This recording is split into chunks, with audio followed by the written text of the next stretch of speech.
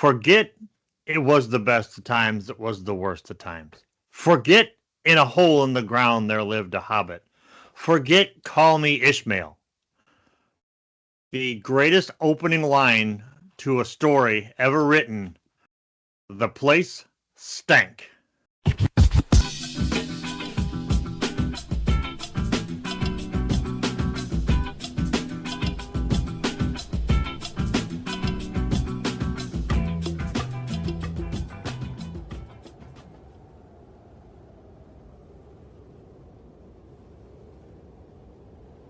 I'm Paul.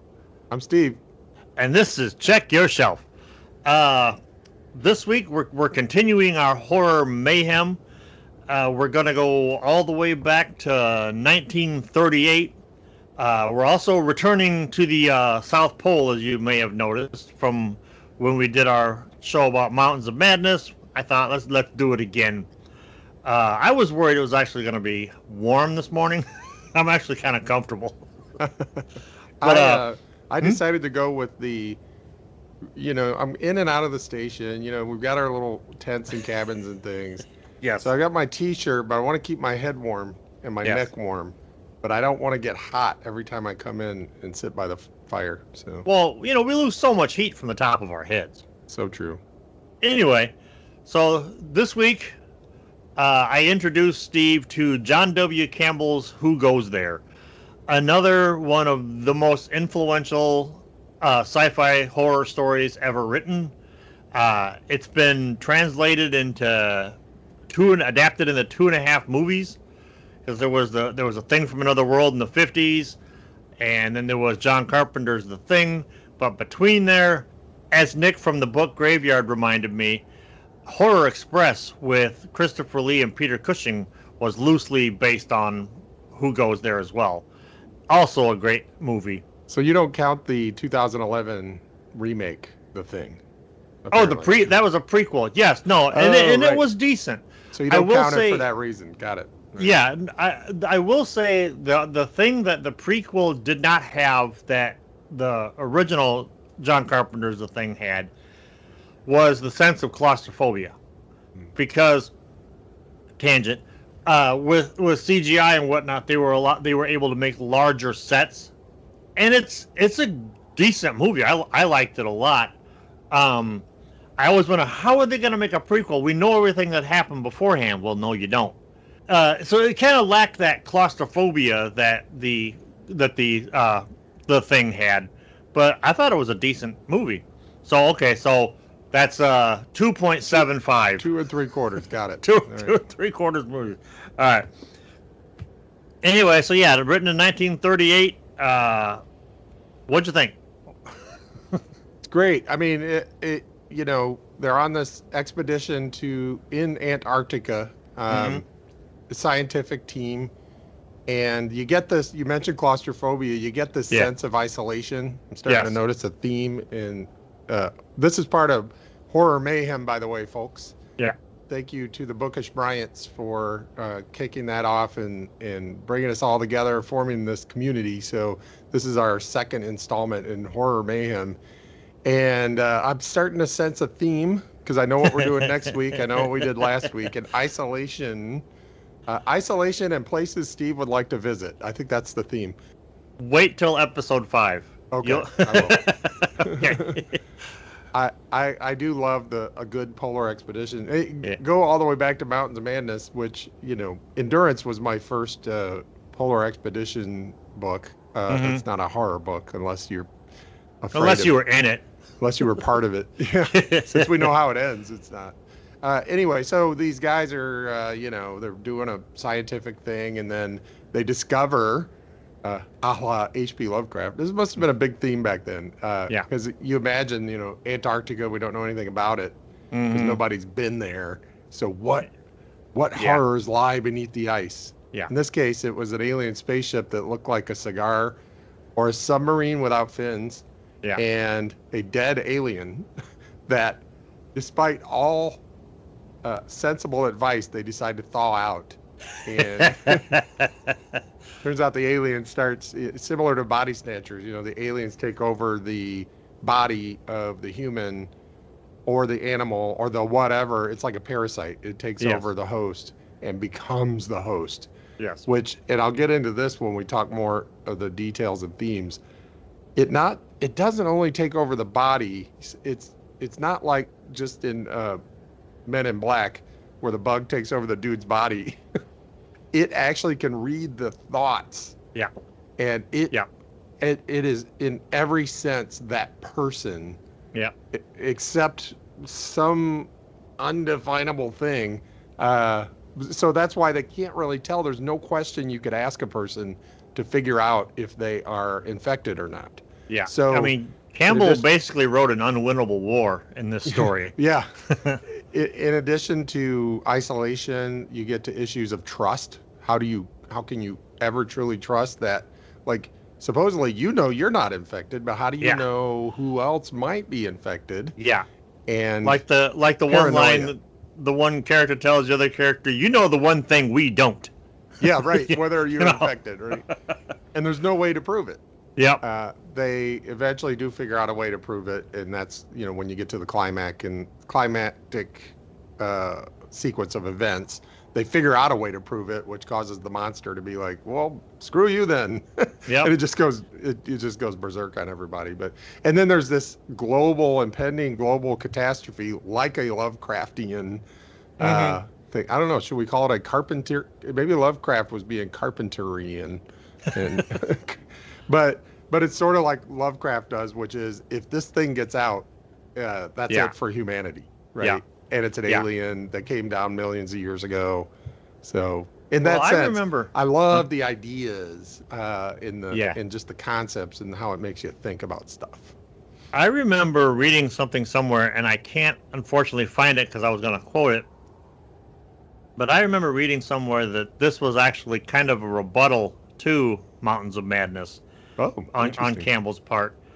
But I do know a little bit of history about the story, though. It originally started out as a novel, and Campbell just didn't like the way it was working out, and so he finally decided to cut to the chase and get rid of everything that happened prior to the thawing out of the alien, because that's what you really wanted to get to anyway. And overall, I think that was probably a good idea. I've read some of they've recently, I think in 2019, they actually found the original novel at maybe like the Harvard Museum or library or something like that. I forget where it is. You can let me know down below where it was exactly. And they thought it out, typed it up, and put it out there as a book called Frozen Hell. And I've read parts of it, and it's good, but you know what it doesn't have? It doesn't have that opening line. Oh, wow. It doesn't cut immediately to the chase. This is why I love short stories. They give you, they always say, trim all the fat. Well, nothing gets trimmed better than a short story, and the tension that it has just trapped in those couple of pages I can't imagine it was sustainable through like the entire book. Like, sure, watching the actual events of like the when they found the ship and stuff and all that would have been fun, but then you would have had to, and again, correct me if I'm wrong, if you've actually read Frozen Hell, then they would have to shift over to this paranoia thing, and I don't know if that tonal shift would work or not. But as a short story, this thing is amazing. So I didn't know he initially wanted to write a novel, and through the magic of two little letters, the L.A., turned it into a novella. It's a novella, not a long short story. That's right. I'm gonna. Short novel. I just have to. I had a little bit of a different experience. Like, I felt like in several areas it was kind of choppy. Like, right as I was getting into the argument over whether to thaw out the thing or not, it's just like it's like there was a smash cut to, okay, and then we decided to thaw it out. I didn't really get a sense of, there were some really good arguments not to thaw out the alien, right? Yeah. And those they just stated their argument, and then the other guy stated his argument. And the next thing I knew, the thing was thought out and causing mayhem. And so, again, far be it. I'm only talking about my experience. I'm not trying to tell John W. Carpenter Jr. how to write, because clearly he's better at it than me. I'm just saying, for me, in my experience, it was a little too choppy. So I might want to go read, what was it called? Frozen Hell. Yeah. I might want to read Frozen Hell to see if it sort of fills in some of those blanks for me. I was okay with the ship, because I thought they described it really well. And the person that they found, the alien that they found, I thought was well described, and I felt like I could see it and feel it, and I was there. Yeah, it would have been cool for more exploration of that, but I didn't need that. What I felt like I needed was some sort of tie-in between should we or shouldn't we, and then how did they decide to go ahead and thaw it out?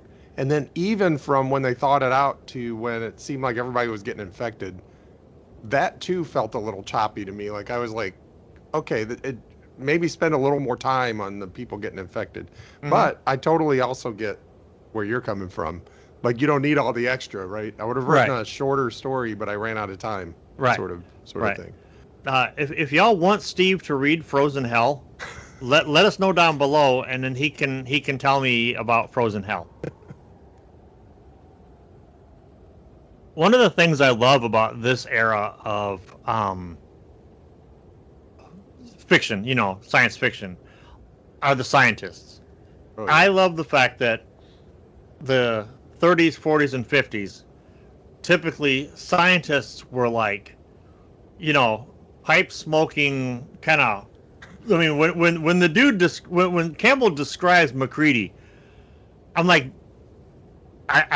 did you have somebody in specific in mind for this? Because you basically, he's this huge bronze god from a bygone era, And that after about the third time I read that, I said, hang on a second.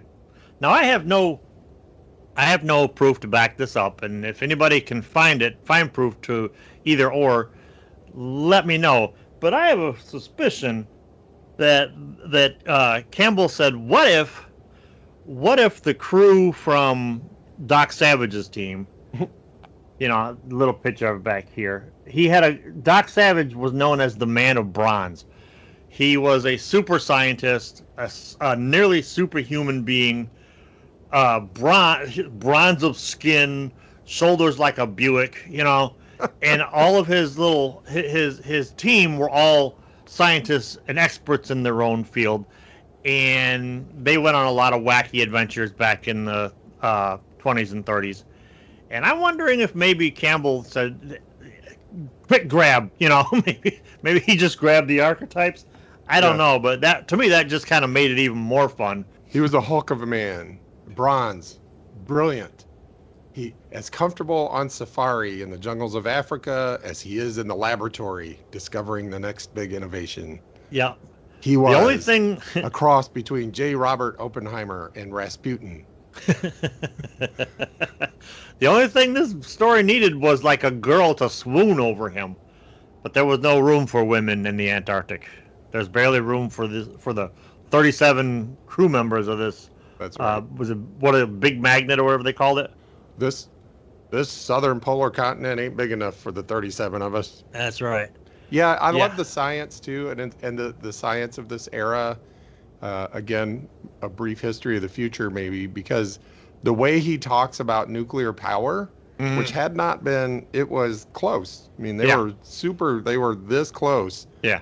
In 1938, probably wrote this in 1937-ish, right? Yeah. The science was there, it was being published, but it, he got it right. I mean, pretty much. Not that you would have nuclear fission out in the middle of nowhere, but I guess the alien helped with that. But the way 20 million-year-old technology. He described neutrons slamming into other neutrons, slamming into atoms, and releasing the energy of the atom. And I'm like, yeah, that's how that works. As opposed to, like, you get things like Ant-Man these days. We're on the verge of discovering things about the quantum mechanics and quantum theory, and Ant-Man just suddenly goes to some other realm where he's living among little tiny things. And I'm like, Yes. nah, that's not how that works. It's not even theorized how that works. As opposed to you go to a who goes there and it's like, oh yeah, that was the theory of how that would work. Yeah, You know? yeah. What I love, I was reading it, and when they were talking about how they found the ship, they were messing around trying to get at it, and basically they triggered its engines and it kicked on and caused the explosion. And I'm like, you're all sterile. Yeah. You'll be lucky if you make it out of there alive even after Yeah. fighting this monster. So true. But I think as a science fiction writer back in the day, especially a successful one, Yeah. and one who is still read to this day, I think it would behoove you to keep up on what's going on and then expand on that. Speculate on that. Yeah. I think that's probably why this kind of stuff holds up the way it does. Yeah, and that's why probably things like the three-body problem get awards and things, because they do. I mean, there are some things that are probably not. It would take a physicist to tell you why some of the stuff in three-body problem isn't quite accurate. But yeah, I mean, they do take the theory and speculate on that, so that's good. So yeah.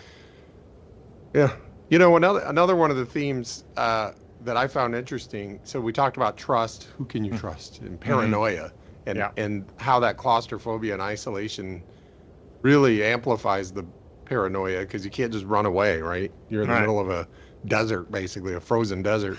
Yeah. And what was it? Dude walked away and it took him like a half an hour to find him. Yeah, right. This could be because I've been paying a lot of attention to AI lately and discussion of general artificial intelligence. And this is one application of this theme that I noticed, which was, as they were talking about, how would you know?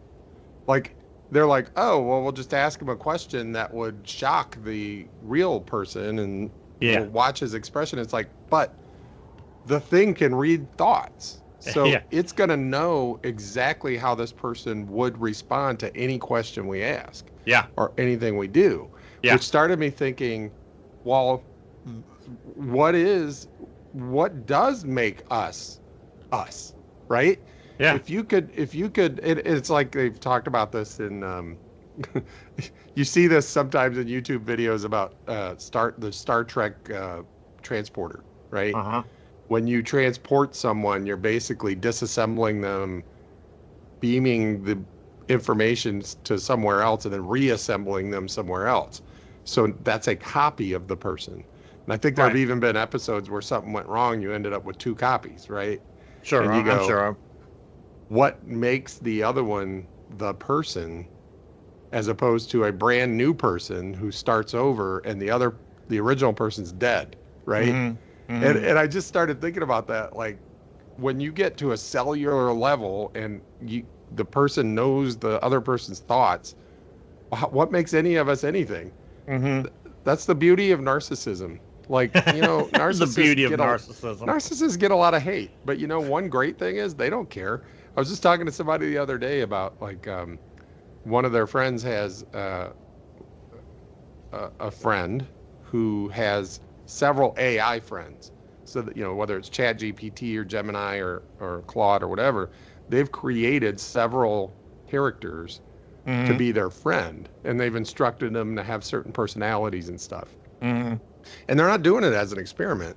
They're doing it as, I wanted friends like this, so I built them, right? Which to me is exactly what a narcissist does, only with real human beings. Good point. Right? Yeah. I need this kind of person in my life to give me this kind of feedback and this kind of reaction to things.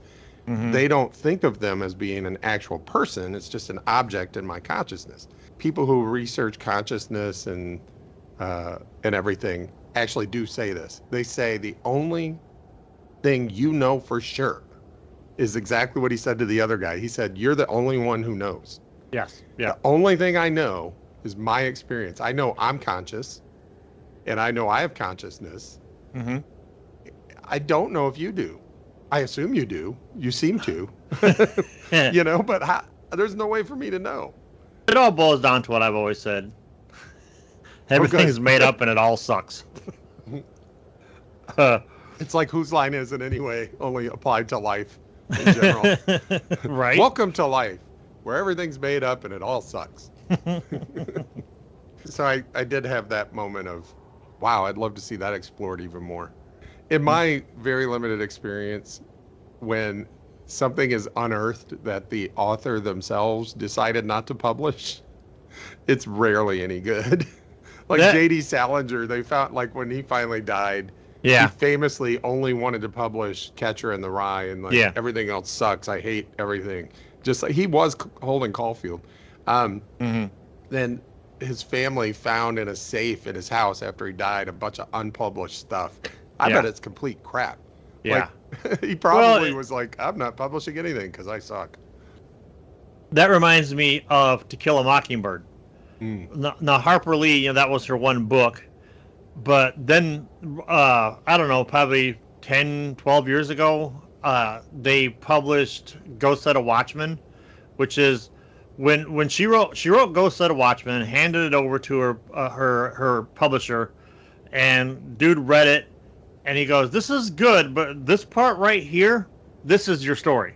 So then Harper Lee goes back and writes To Kill a Mockingbird. Well, then smash cut, 10, 15 years ago, they released they released Ghost Set of Watchmen, and it's good.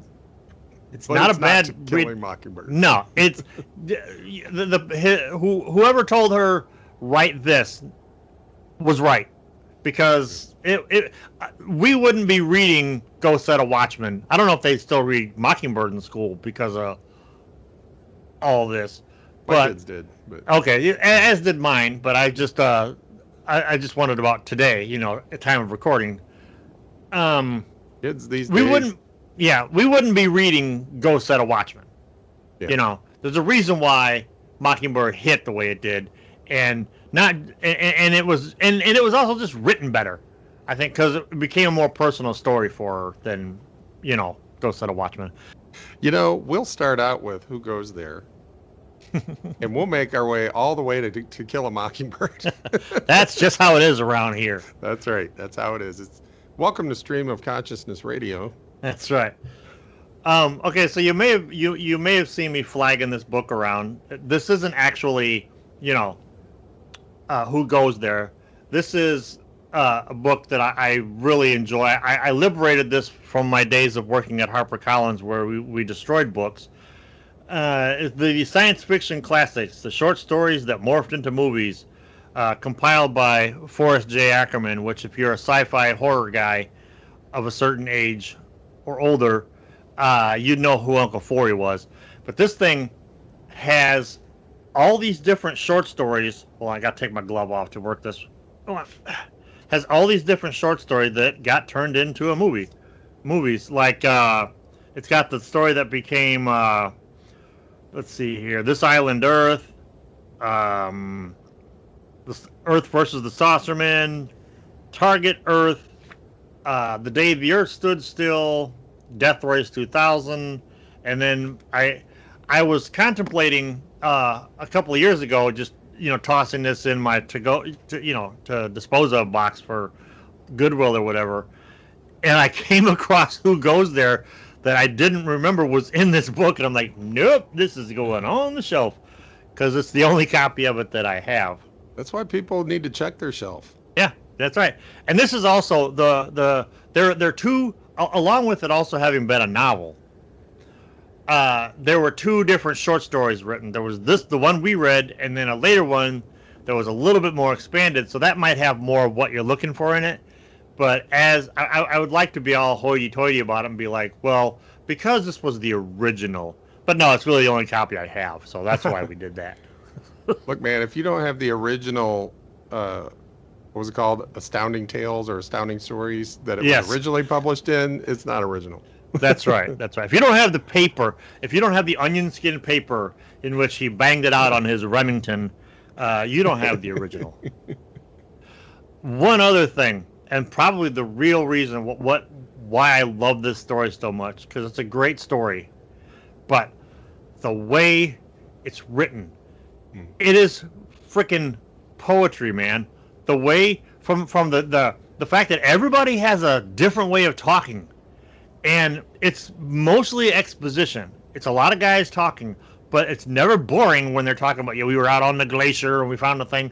It was never, from the way McCready talks to the way the cook talks. They all have a different way of talking, but the way he describes everything, again, going on from the place stank, the rest of that paragraph, it does that thing that not a lot of writers do, that is, it incorporates your sense of smell, and smell triggers memories.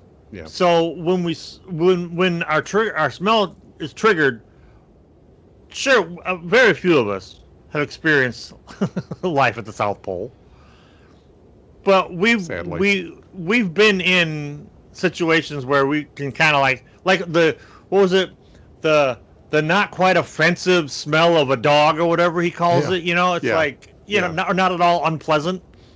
We all know what a friendly German Shepherd smells like. I love the way it's written.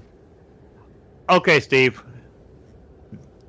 Our viewers want to know, on a scale of 4 and 3 and 2 and 1, how would you rate Who Goes There?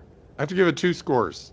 Okay. For its ideas and its impact on our culture and on literature in general, and not just written literature, but art, visual arts and everything. I got to give it a 4. But because of the couple of areas where I was a little confused because it was a little choppy, I got to give it a 3. So yeah, we're on the same page. I'm giving it a 3, mostly based on the influence that it had on pop culture moving forward, and also the way it was written. Yeah, solid 3. All right, well, that'll close the cover on this episode of Horror Mayhem, Week 2, Who Goes There by John W. Campbell. Next week, we're going to be covering... We're not going to be at the South Pole. we're going to be a little further north, as I introduce Steve into Algernon Blackwood's The Wendigo, one of my favorites. Another place that I love to visit. I have been in the Northwoods. Have you? I have been in the Northwoods in Canada. I don't know that I've been in these specific Northwoods, but I have been in the Northwoods of Canada. So if you were in these Northwoods, we wouldn't be having this conversation. The Wendigo. All right. Well, again, I'm Paul. I'm Steve. And the next time you're looking for something to read, check your shelf.